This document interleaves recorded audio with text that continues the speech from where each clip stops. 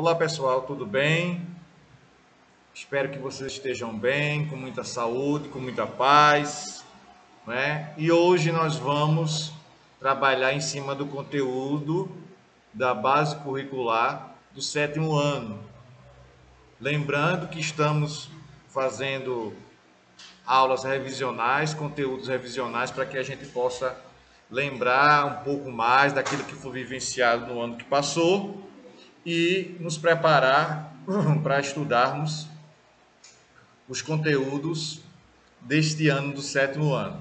Então, relembrando e buscando aquilo que foi vivenciado, aquilo que foi estudado com o sétimo ano, nós estamos fazendo uma revisão em cima das civilizações, das civilizações do Oriente, que vão se desenvolver nesse primeiro momento, nessas civilizações que nós estamos abordando, que nós estamos explicando para vocês, que vão se desenvolver muito baseado na agricultura e também baseado na guerra, na vitória, na porção, na situação de ter aquela porção de terra do inimigo, ter para si, através de guerras, de conflitos, não é? E no caso específico de hoje, nós vamos trabalhar em cima do que os egípcios fizeram, contribuíram muito para a nossa formação e vão nos deixar uma contribuição, um legado gigantesco que vai fazer com que a gente tenha uma noção exata das necessidades, das situações que a gente precisa estudar. Pois bem, partindo desse princípio, eu quero começar fazendo uma explicação, não é, em cima das classes sociais, especificamente das classes sociais, que vão fazer com que mostre para a gente como o Estado egípcio, como o governo egípcio estava se apresentando, estava estruturado. Como é que estava estruturado esse Estado? Estava estruturado mediante uma organização rígida, não é? Cada um tendo a sua função.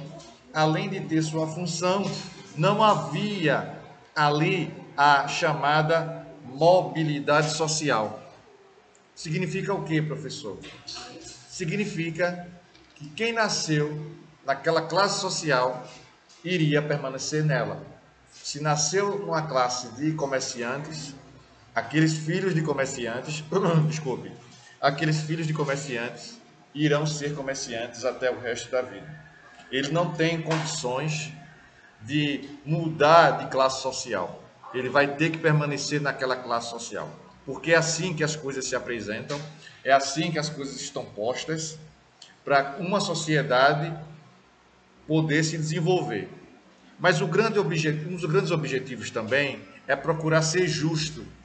Segundo essa visão, quem nasceu naquela classe social, ele vai ter que permanecer nela, porque os deuses quiseram assim. Lembrando que os deuses egípcios são cerca de 10, cada um com sua função, cada um com sua finalidade. Diante disso, as classes sociais estavam existindo, estavam sendo postas no Egito, na sociedade egípcia, mas sem nenhuma mudança, sem alterações. Não podia haver a chamada mobilidade, uma mudança de uma classe social para outra. De fato, não podia ocorrer isso. E aí a gente passa a entender que era estável aquela sociedade, não mudaria nunca, a não ser que viesse algo extraordinário que o faraó permitisse que ocorresse essa mudança.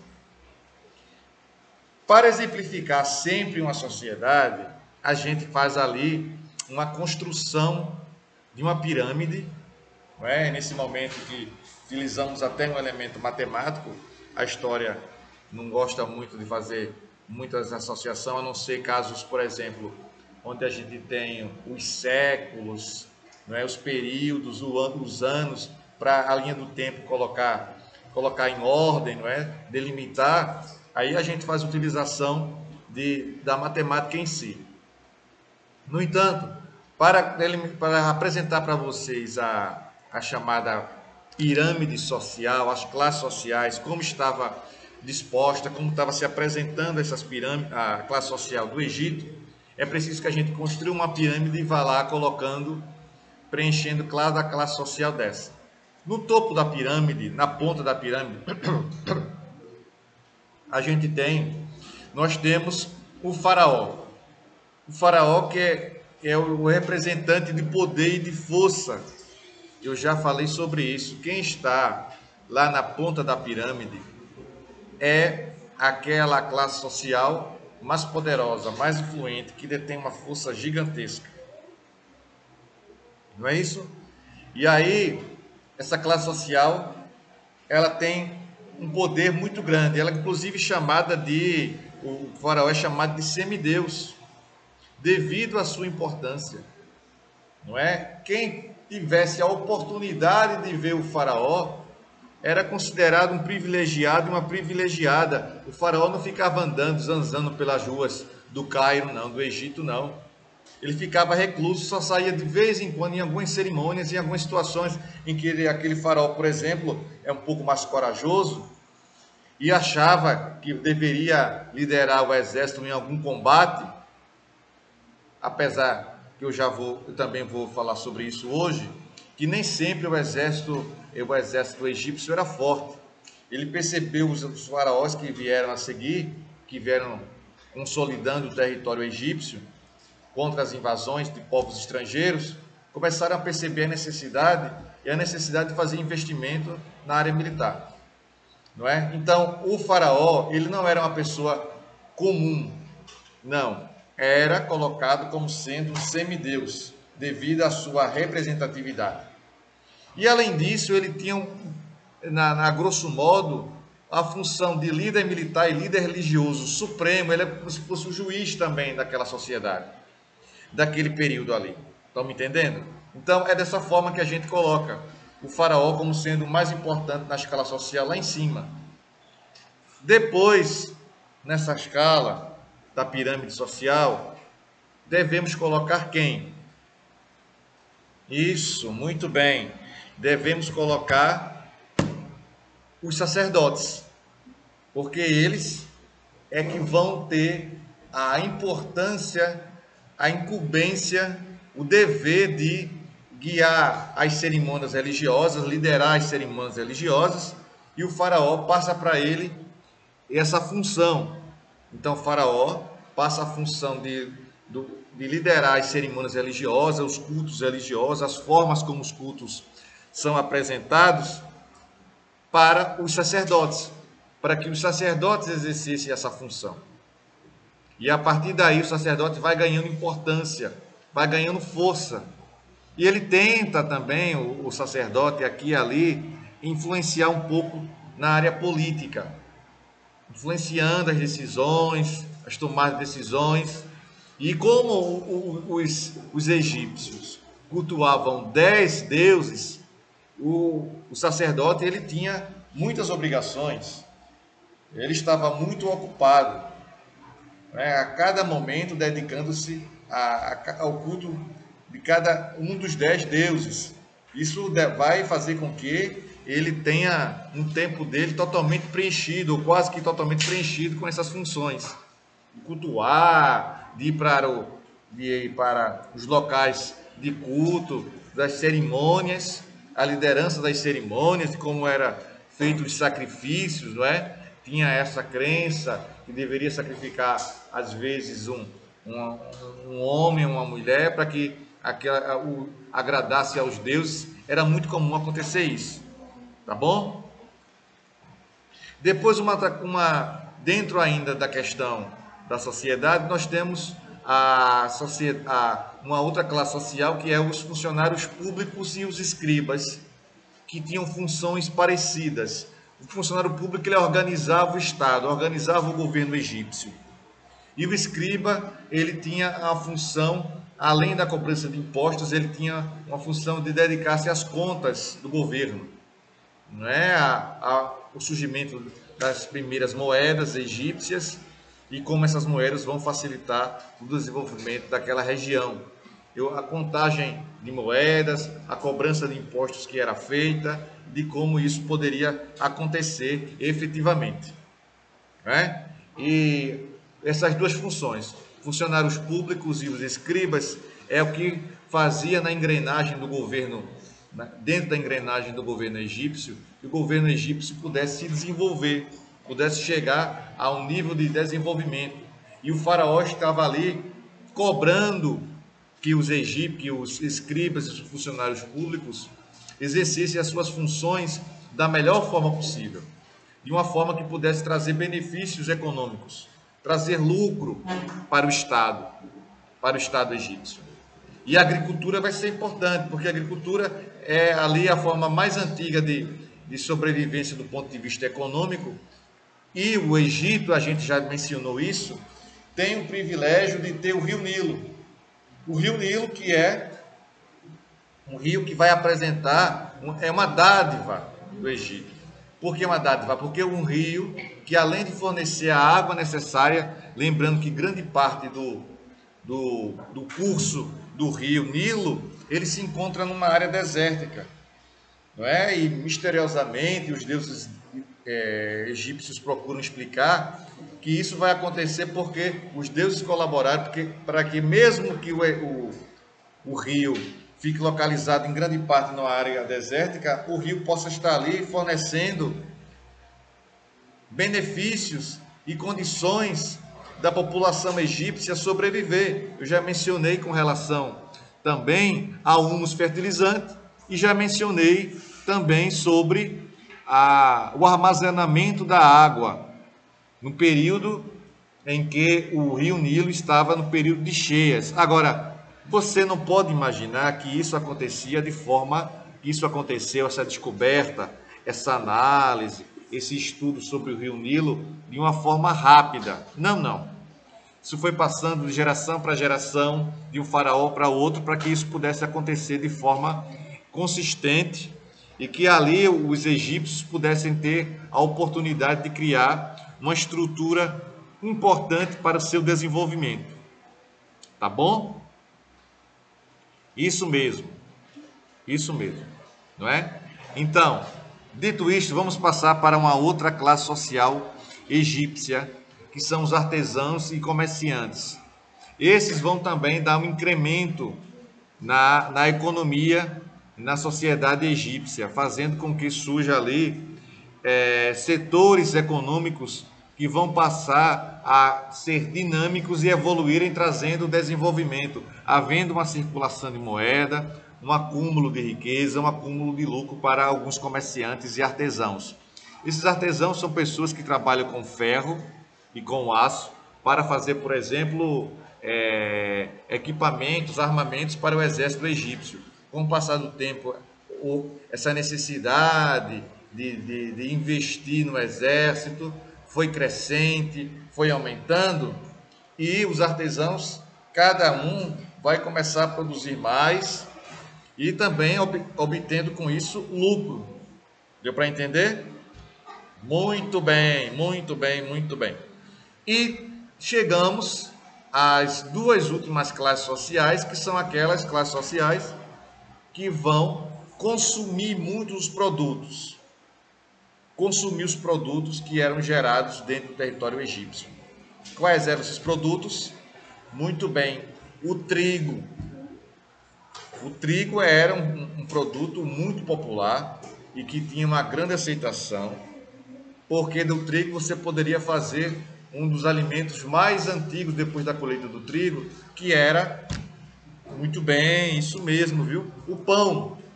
O pão é um alimento rico em nutrientes e com o passar do tempo foi sendo fabricado, fazendo parte cada vez mais da mesa dos egípcios e de outros povos também da antiguidade, viu? Não foi só dos egípcios não, foi dos outros povos também, que eram camponeses e escravos. Principalmente os camponeses consumiam grande parte do alimento produzido dentro do território egípcio, não é? Camponeses que viviam da agricultura, produziam, plantavam, colhiam, vendiam e dali gerava a sua subsistência, a sua necessidade de se alimentar dessa situação, né? Então, grandes hortas, grandes plantações foram sendo concebidas, sendo colocadas em prática, e o Egito consegue essas grandes plantações também por conta do Rio Nilo, o Rio Nilo que vai favorecer. Quando a gente diz isso, que a importância do Rio Nilo é gigantesca, nós não estamos exagerando, não. Nós estamos deixando bem claro do que de fato acontecia, de como se dava essa situação, em que a economia egípcia estava muito dependente do Rio Nilo, muito dependente. E é claro que com o passar do tempo, esses camponeses produzindo cada vez mais, havia também a condição do governo egípcio vender produtos. Aquele produto excedente, o trigo excedente, seria vendido para que a partir de então se pudesse ter lucro, necessidade de obter lucro. E aí vai gerando um círculo dinâmico da economia que vai trazer benefícios para vários setores, viu? Vários setores da economia tendo benefícios ali.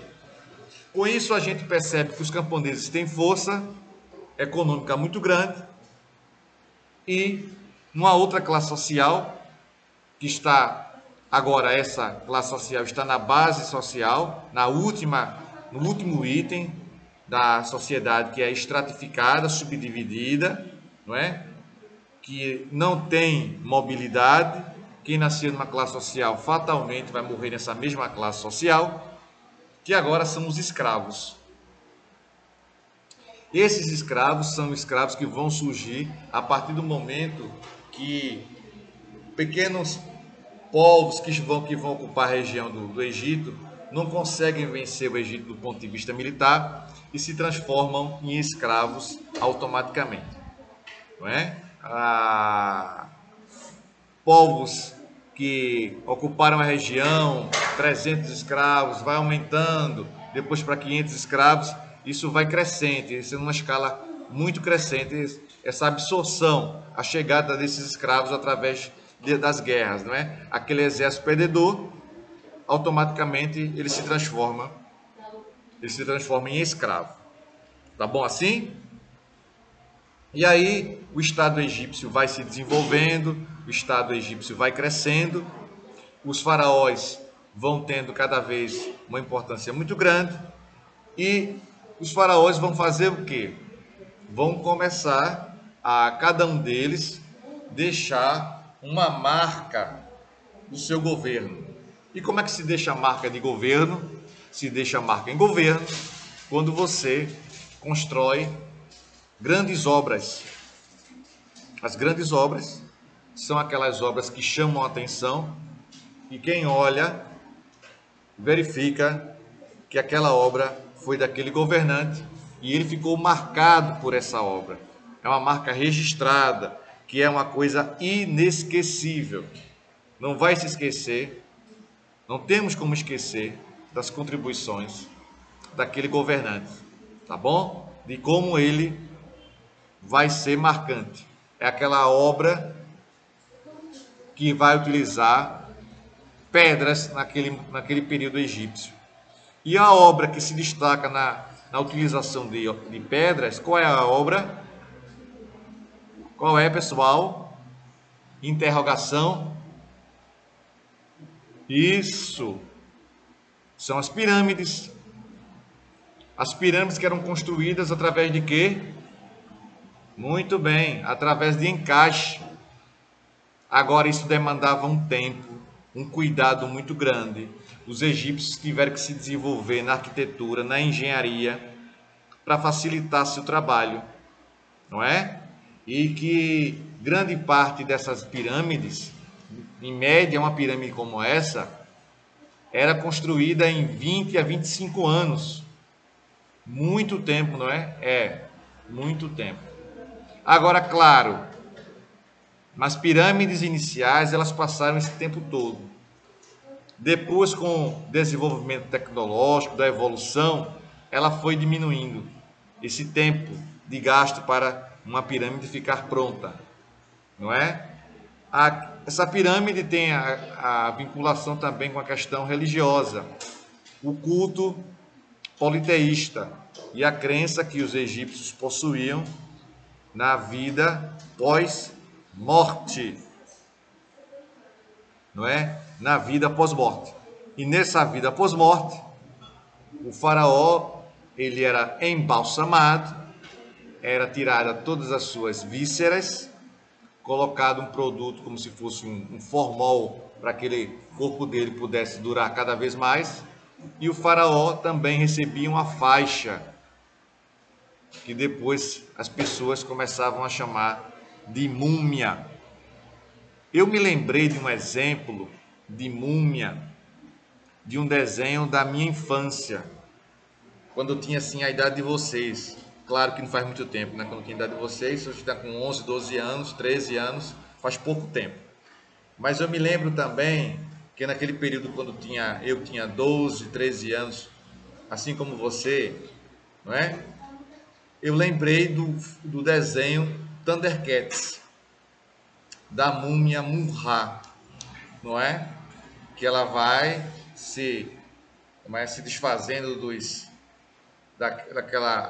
daquelas faixas e vai se transformar, não é? Daquela fragilidade passa a se transformar num homem forte que era o faraó, não é? Então essas pirâmides têm esse local onde o faraó era enterrado, as suas vísceras eram retiradas, alguns órgãos seus eram retirados para ele ficar ali e durar anos e anos e anos e anos e anos. Até hoje nós temos pesquisadores mergulhados nesse item, nessa situação. Tá bom, pessoal? Eu espero que vocês tenham compreendido esse conteúdo sobre o Egito, esse conteúdo revisional do 7º ano, que a gente possa estar aqui de forma coordenada e unida, trabalhando, visando o seu desenvolvimento histórico, que você possa, qualquer dúvida, entrar em contato comigo pelo aplicativo, que eu estarei aqui disponível para lhe ajudar com toda certeza. Tá bom? Um forte abraço para vocês, fiquem bem, se cuidem, tome todas as medidas de segurança sanitária, né? Lavando as mãos, o uso de máscaras e o distanciamento social. Tá bom? Na próxima aula nós vamos falar um pouquinho sobre os hebreus, fazer um passeio também em relação aos fenícios e aos persas.